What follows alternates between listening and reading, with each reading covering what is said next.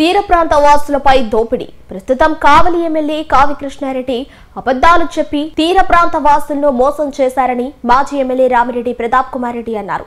MLA కావి కృష్ణారెడ్డిపై మాజీ MLA Ramireddy Pratap Kumar Reddy ఘాటైన విమర్శలు చేశారు.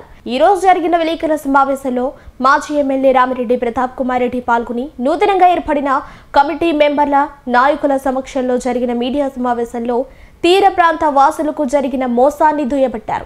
మన కావలి నియోజకవర్గంలో దాదాపు 47 కిలోమీటర్ల తీర ప్రాంతం ఉంది. అందరికీ తెలిసిన విషయం, జగన్మోహన్ రెడ్డి గారి ఆధ్వర్యంలో జరుగుతున్న ఫిషింగ్ హార్బర్ మత్స్యకారుల కోసం, అదేవిధంగా రామాయపట్నం పోర్టు మన రాష్ట్ర అభివృద్ధి కోసం, ఈ రెండు కూడా అటు మత్స్యకారులకి రాష్ట్ర అభివృద్ధికి జగన్మోహన్ రెడ్డి గారి హయాంలో అవి కంప్లీట్ చేసుకోబడ్డాయి. దాన్ని కట్టింది కూడా మన అందరికీ తెలిసిందే, ఇప్పుడున్న ఎమ్మెల్యే కావ్య కృష్ణారెడ్డి గారిని కూడా అందరికీ తెలిసిందే. కానీ చంద్రబాబు నాయుడు గారికి అలవాటు కాబట్టి ఎవరైనా కడితే ఆ క్రెడిట్ వచ్చి ఆయన తీసుకునేది అలవాటు కాబట్టి ఓకే తీసుకుంటే తీసుకున్నారు కదా వదిలేద్దాం. ఈ రోజు మన తీర ప్రాంతంలో రామాయపట్నం పోర్టు రావటం ఒక ఎత్తు, దానికి అనుబంధంగా ఆనాడు జగన్మోహన్ రెడ్డి గారు పవర్ ప్రాజెక్ట్స్ కావచ్చు, అదేవిధంగా బీపీసీఎల్ కంపెనీ కావచ్చు, ఇవన్నీ కూడా ఆ రోజు మాట్లాడటం జరిగింది.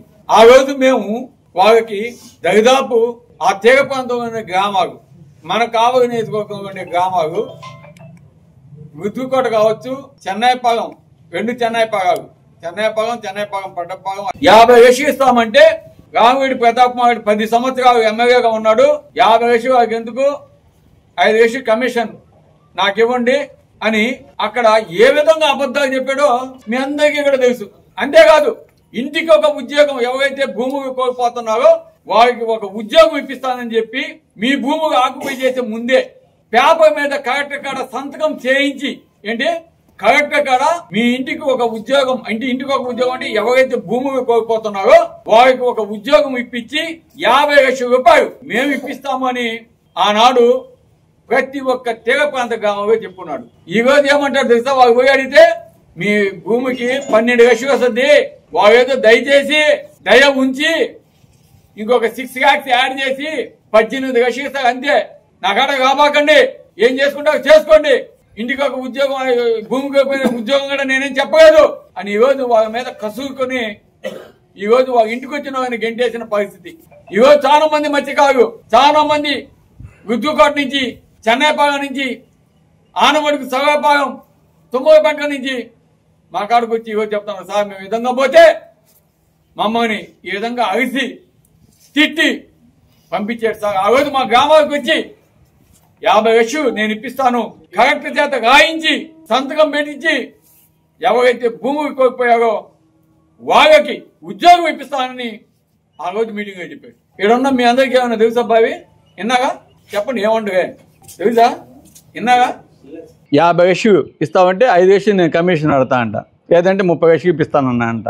ఓకే అట్లా తీసుకున్నా కూడా 30 లక్షలు నేను ఇప్పిస్తే గ్రేటే కదా. ఈరోజు 18 లక్షలు ఇప్పిస్తానంటున్నాడు. 50 లక్షలు ఇప్పిస్తానని చెప్పి కలెక్టర్ చేత ఇంటికి ఎవరైతే భూములు కోల్పోయారో వాళ్ళకి ఇంటికి ఉద్యోగం ఇప్పిస్తానని చెప్పి రాయించి ఆ తర్వాత గాని తీసుకుంటామని చెప్పిన వ్యక్తి ఈరోజు ఏమయ్యాడు, ఎటుపోయాడు, ఎక్కడ కాపలా కాస్తున్నాడు?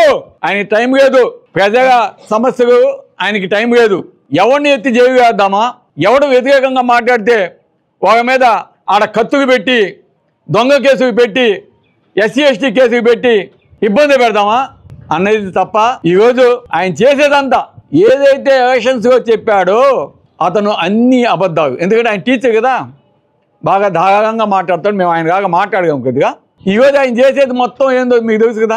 ఏదైతే మా మీద అక్రమ కేసులు పెట్టాడో, ఏవైతే మా మీద నిందగా అనుకున్నాడో, ఏదైతే మా నాయకుని తోపిపేద నుంచి ఇటుపక్క కానిమన్నాడో ఆ భగవంతుడు అతనికి అన్ని రివర్స్ చేశాడు. ఎక్కువ మాట్లాడి తెలుసుకోలేదు, తర్వాత చాలా ఉంది. ఎందుకంటే పోయినసారి చెప్పిన 70 mm 35 mm ఇంకా టైం ఉంది దానికి. మామూలుగా కృష్ణుడు శిశుపాలుని ఇమీడియట్గా వధించగా 100 తప్పు చేయనిచ్చాడు. అట్టాగే మేము కూడా కొద్దిగా వెయిట్ చేస్తాం. అసలు నాకు తెలిసి నాకు ఆ ఛాన్స్ ఇస్తావో లేదు నాకు డౌట్ ఉంది. ఇప్పుడు ఆ ఛాన్స్ నాకు ఇస్తావో లేదు, తెలుగుదేశంలోకి అదేదో చేసేటట్టుంది. చూద్దాం, వాళ్ళు చేయకపోతే అప్పుడు మేము చేస్తాం. కాబట్టి ఈరోజు తీర ప్రాంత ప్రజలు, తీర ప్రాంతంలో ఉన్న గ్రామ ప్రజలు, తీర ప్రాంతంలో ఉన్న మత్స్యకారులు ఈరోజు ఎవరిని మోసం చేస్తున్నారు? రామిరెడ్డి ప్రతాప్ కుమార్ రెడ్డి మోసం చేశాడా? ఏదో అబద్ధాలు చెప్పి అధికారం వచ్చిన ఈ కావ్యకి కాపు కాసే కావ్య కృష్ణారెడ్డి చేశాడా అనేది తెలుసుకోవాల్సిన అవసరం ఈరోజు తెగ ప్రాంతం ప్రజలకి వదిలేస్తున్నామని కూడా తెలియజేస్తూ ఇప్పటికన్నా కవి తెగవండి. మన భూమిని మనం కాపాడుకోగా మన ప్రాంతంలో మనకి గిట్టుబాటు ధర వచ్చేదాకా తప్పకుండా మనం అంతా కూడా కలిసికట్టుగా పోరాడదాం. దేనికైనా నేను ముందుంటాను. ఎట్టి పరిస్థితుల్లో కూడా తెగ ప్రాంతంలో ఉన్న ప్రజలకి గిట్టుబాటు ధర కానీ ఇవ్వకుండా ఉంటే తప్పకుండా దాని మీద ఉద్యమించేదానికి ఎప్పుడు కూడా వైఎస్ఆర్ కాంగ్రెస్ పార్టీ మీ పక్షాన నిలబడి పోరాడదని కూడా తెలియజేస్తా ఉన్నాం.